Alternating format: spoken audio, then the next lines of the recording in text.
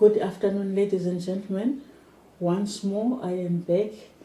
Today, I'm finishing up the careers. I promised the last time that I will be dealing with surveying because of the importance. I had to shelve it for another time.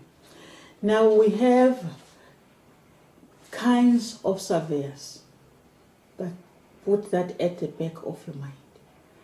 Many kinds of surveyors, really. One can be a generalist, do everything, but some people choose to follow one trend.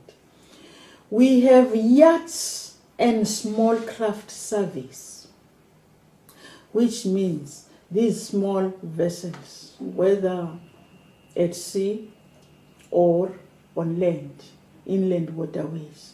Those small ones, they are seagoing, of course, and those that are not seagoing, they have their kind of surveys.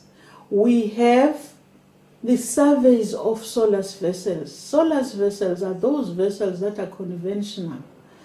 Those vessels that are governed by conventions like the Safety of Life at Sea Convention and the Marine Pollution, the big vessels. So those ones, they have their kinds of surveying. They differ, but they are almost the same, but they differ in one way or another. I'll start with yachts and small craft surveys. We have surveys of, like, I'll take the GRP, for instance. A GRP is a glass reinforced plastic, a vessel that is made out of that. I'll take that one first. And then I will go to conventional vessels. Small vessels can be made up of different kinds of materials. It could be GRP, glass reinforced plastic, aluminum, steel, wood. Those are the kinds of materials that are used to build a vessel. I'm repeating myself. It could be GRP, aluminum, steel, and wood. So you want to say, do you want to specialize in a vessel that is built out of GRP? Or you want steel only, steel hull, aluminum hull, or wood hull? So they are categorized as such. So one will be surveying the hull. A hull, ladies and gentlemen, is the body of a vessel, simple, without bringing jargon. The body part of the vessel is called the hull. So, like I have said, they can be made up of aluminum, steel, wood, and GRP. So some surveyors would be surveying wood. When you're surveying wood, you must know exactly what are the disadvantages of wood. If we say the wood is damaged, what are the areas you need to look at? My website will expatiate on that. If you are surveying the steel, what do you expect from the steel? What are the things you are going to look at before you say this hull is messed up? Like corrosion, for instance. In as much as wood, you are going to see the animals, and then you see the wood just falling off You see, it means that there is an animal, small animal that is there, that is biting this wood until it is damaged. And then those are the kind of things as far as the wood is concerned. And then, if it's still, you expect something like corrosion, for instance, things like those, you need to see that now this still has a problem. And also you need to see if the vessel has ever had an accident. You need to test. You need to know that where the accident was it in the bow side or wherever. Those are the kind of things. But my lecture, I don't want to go on with those kind of things now. Maybe I'll put them in another lecture when I would say how to survey. Now today I'm talking about surveying itself. And then you have aluminium. Also aluminium, it has got its own characteristics.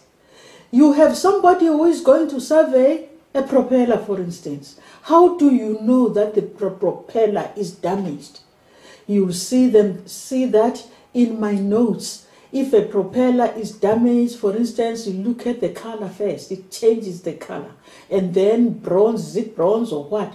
So you see that in those notes because I have expatiated on that. But what I'm trying to say, you need to know how you can go and survey an engine itself. Now, that's why I said the marine engineer is something else. The engine of a vessel, it has been built in its own way.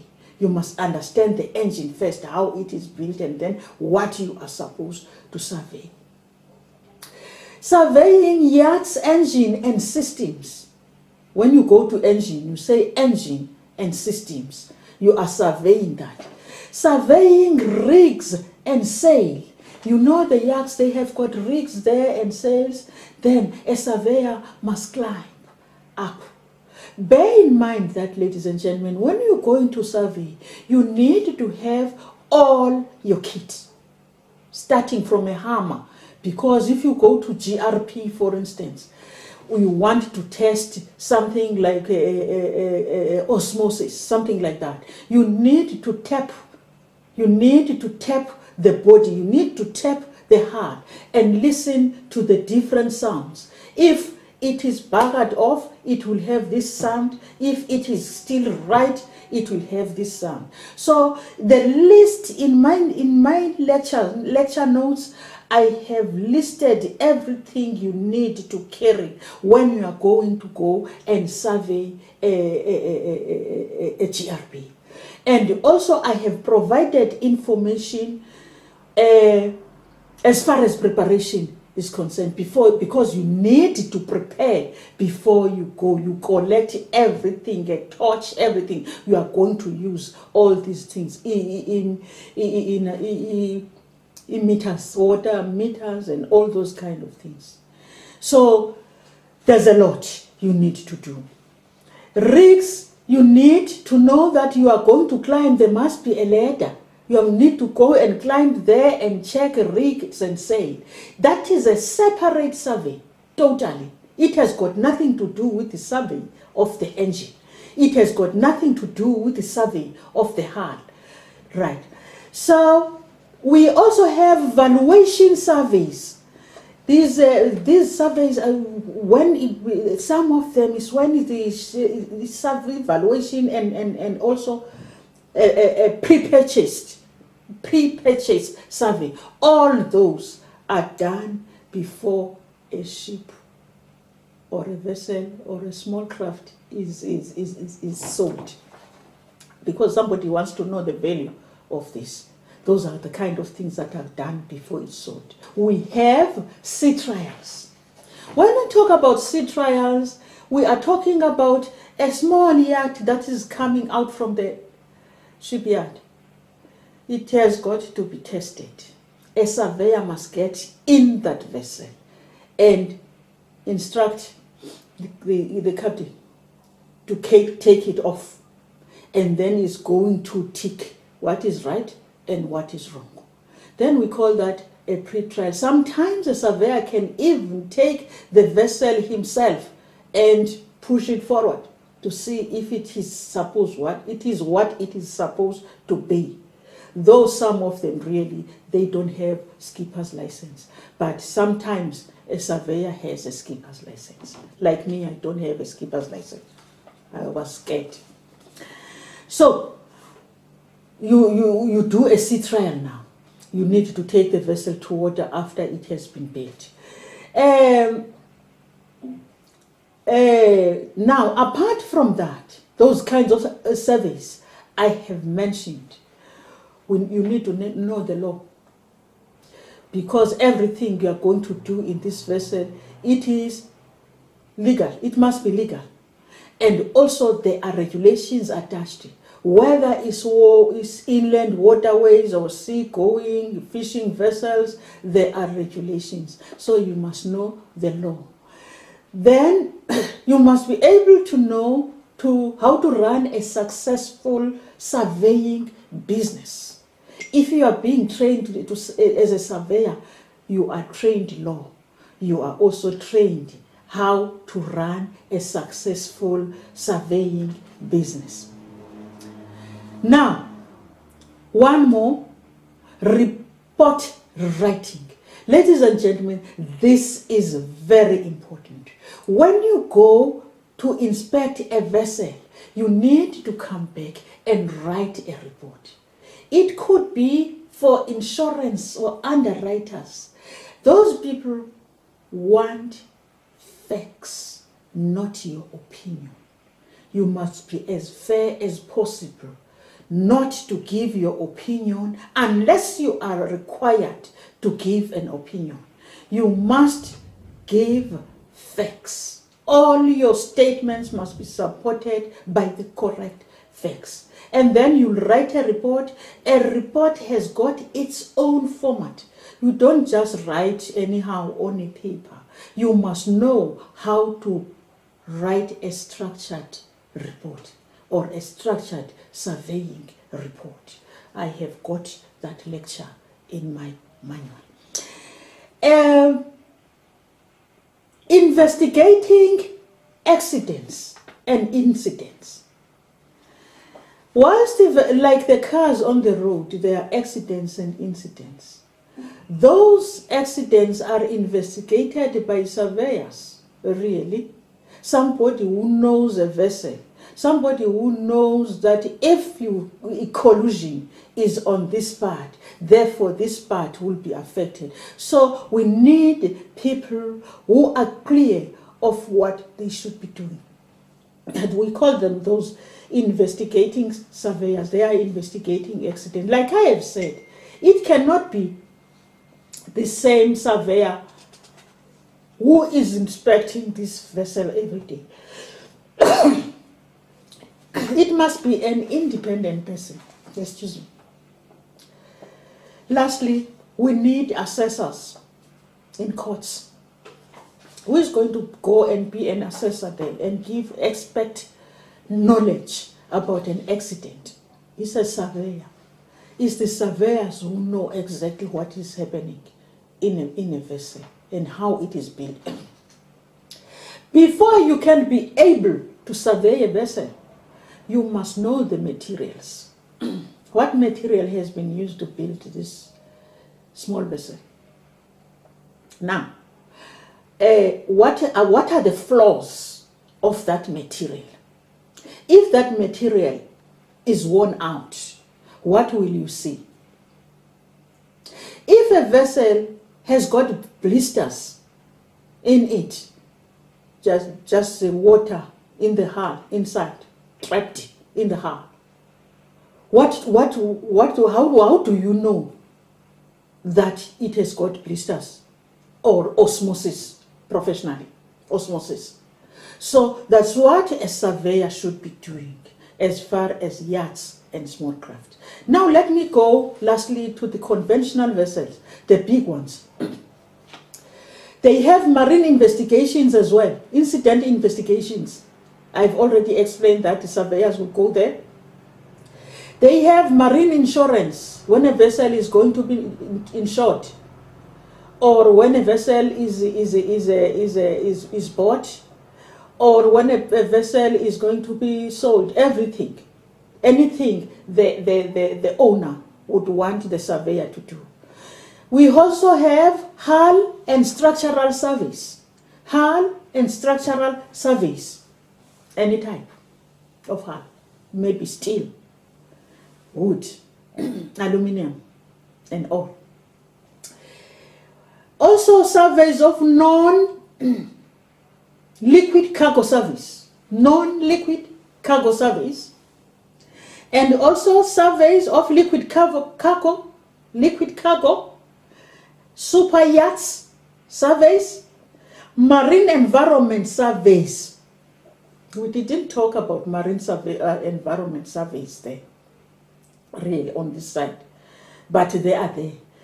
They are articulating on them as far as marine environment surveys, especially the Lloyd's Maritime Academy. They do that, including in ISM. They do those two surveys as well. They are not about a ship per se. They are something else. Management systems in the ship.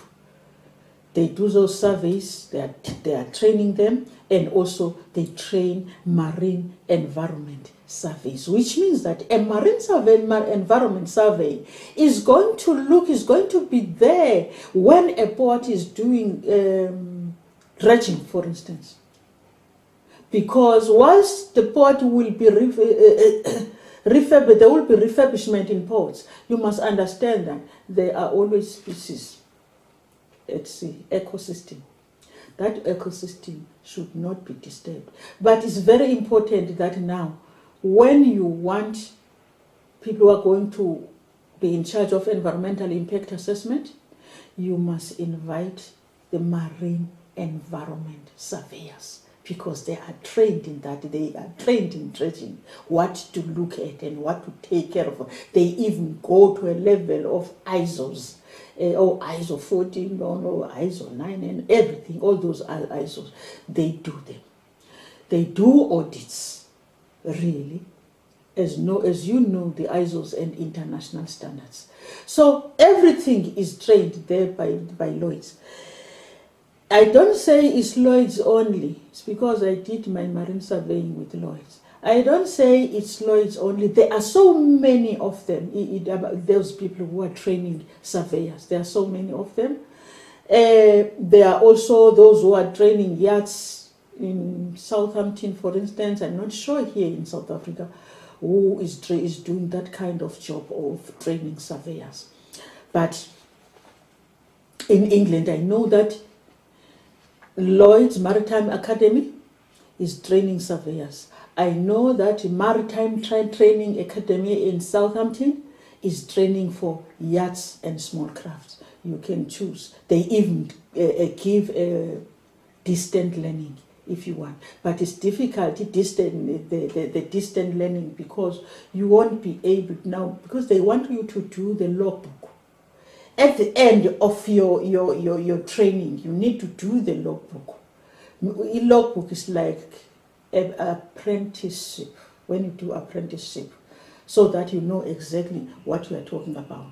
Don't be like me, who was scared to climb, to do the rigs and sail. You must go because you are young and do that kind of thing. There are also marine engineering surveys. The one I talked to you about, marine engineering surveys. You are going back down to the engine to see what is happening in the engine. Is the engine intact? No oil pollution and all those kind of things. You are going down. You cannot be a civil engineer and say you are a marine engineer. The international safety management. The international safety management is the ISM code. That is the one I say is the management of the vessel inside. Are they doing the right thing when managing the vessel, so that we are keeping the vessel safe? Now, the problem at IMO we talked about is that sometimes when we need the crew to give reports about the management of the vessel, are they following the ISM code, they will hide it because they want to keep on employed in this vessel. But I want you to know that there is a code that is called International Safety Management. That one is looking at safety issues on board. We have warranty surveys, all those kind of things. When there is a warranty, is this true? Then the surveyors will go and check that. Then you need to know budgeting and accounting for Soulless Vessels and how to run this business, surveying business. Now, budgeting and accounting features in your own private surveying business. They make it a point that you know exactly what you are supposed to do to manage that. That's why they have budgeting and accounting. Compliance with maritime law. I had already told you, ladies and gentlemen, with the yachts and small craft, there is a law there. With these vessels, maritime law. So you need to know SOLAS, Safety of Life at Sea Convention. You need to know MAPOL, the Marine Pollution Convention. Now, this doesn't mean you need to know the convention itself, which is like political in nature, where they say in their the first part of it, we agree that us as members of IMO, that we have taken care of all those kind of things. The ships will be doing this. We must show that this is done. No, it's not that. That one is the convention itself, when people negotiate and agree. Now the convention, each convention will have its own regulations. That's where the problem starts. You need the maritime surveyors there and anybody, those people who are trained in that, to understand exactly. If it is MAPOL, for instance, pollution now. If a vessel is sinking and then the oil is leaking out of the vessel, or the oil is still contained in the ship, what is being done? If the oil has left the ship to the water, what do you do to combat that oil? That is MAPOL, and all other things that are involved in MAPOL, special areas, how do you protect particularly sensitive sea areas, and all those kinds. How do you look at the bilges and all those kinds? So a marine person must know those kind of things and engineer. That is the law. Those regulations are regulations for the convention. For instance, the ballast water, that is law.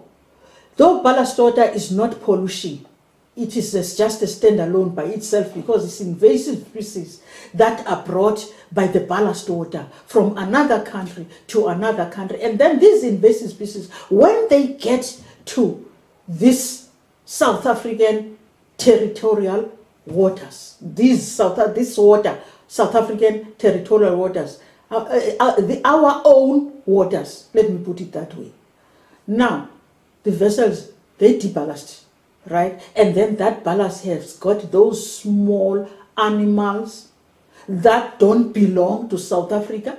They grow up in South Africa now, only to find that when they are old, they are going to eat our own. Now, we call those the smallest animals invasive species. It's not animals only, it could be plants. The ballast water bringing certain plants from overseas to our territorial waters, and then when they get here, these plants are poisonous to our ecosystem. So law kicks in there. I'm talking about regulations. What do you do? Do you do ballast water exchange in the high seas, or do you bring it to the port and you deballast? And then how do you monitor that? So it's a choice, but IMO has a convention that is giving us regulations as to how to do. Or there was a recommendation that there should be a ballast water technology which means that it's going to take care of that ballast water before it gets out of the vessel. So, ladies and gentlemen, there is that kind of compliance with the law. All these vessels must comply with the law, whatever. And this law is centralized at IMO. All the vessels, the seagoing vessels, they align with those regulations. They cannot come to South Africa and find another type of law because we ratified the convention. Once you ratified the convention, you have obligations to implement it.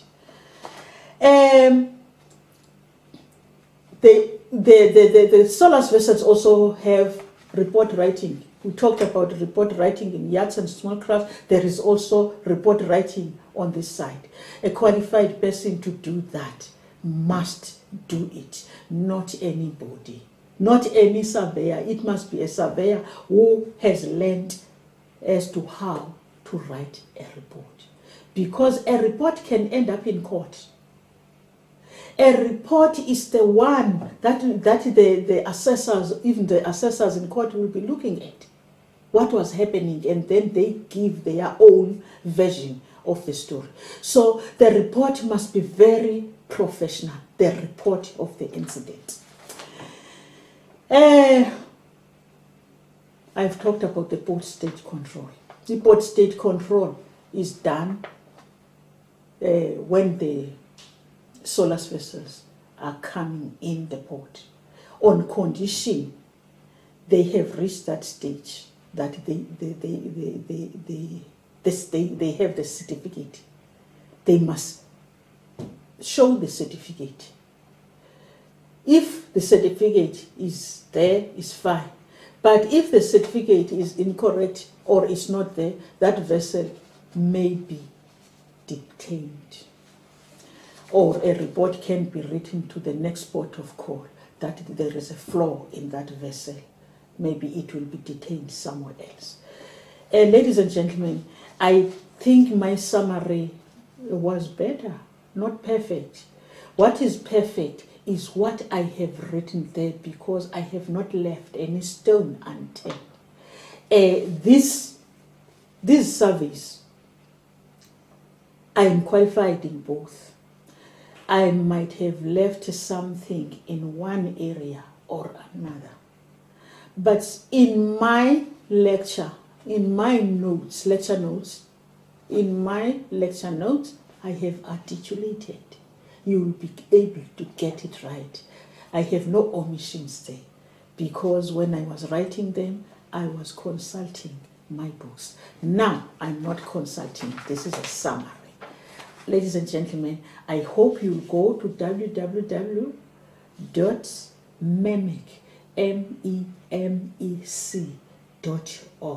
and then you'll click there, you'll find the manual. The manual will give you everything I've talked about. Also, you can, if you want me to repeat, you click my YouTube, Maritime Studies. Then you'll get all my lectures there. I thank you.